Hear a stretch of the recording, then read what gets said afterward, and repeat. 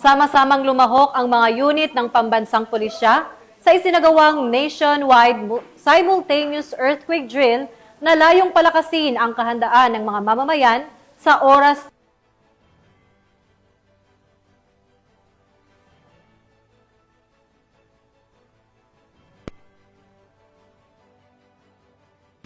Matagumpay na idinaos ngayong araw sa Camp Brigadier General Vicente P. Lim sa Calamba City ang 3rd Quarter 2025 nationwide simultaneous earthquake drill na nilahukan ng mga tauhan mula sa Pro-4A Regional Headquarters kasama ang lahat ng Regional Support Units.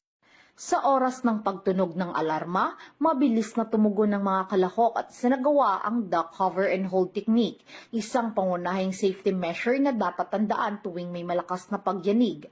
Pagkatapos nito, maayos at disiplinadong nagtungo ang lahat sa mga itinakdang evacuation areas, kung saan ang parade ground ay nagsilbing pangunahing rally point para sa accounting ng personnel at resources. Maituturing na matagumpay ang drill dahil naipakita rito ang kahandaan ng mga tauhan, ang koordinadong pagkilos ng bawat unit at ang pagtutok sa kaligtasan ng bawat isa.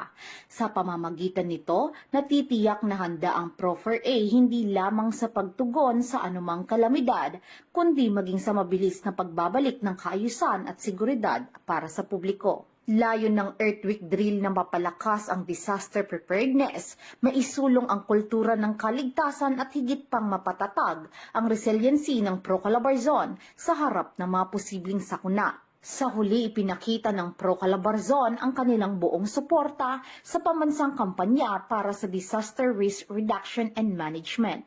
Isang patunay na ang kapulisan ay hindi lamang tagapagpatupad ng batas, kundi katuwang din ng pamahalaan at mamamayan sa usapin ng kaligtasan at kahandaan sa panahon ng sakuna.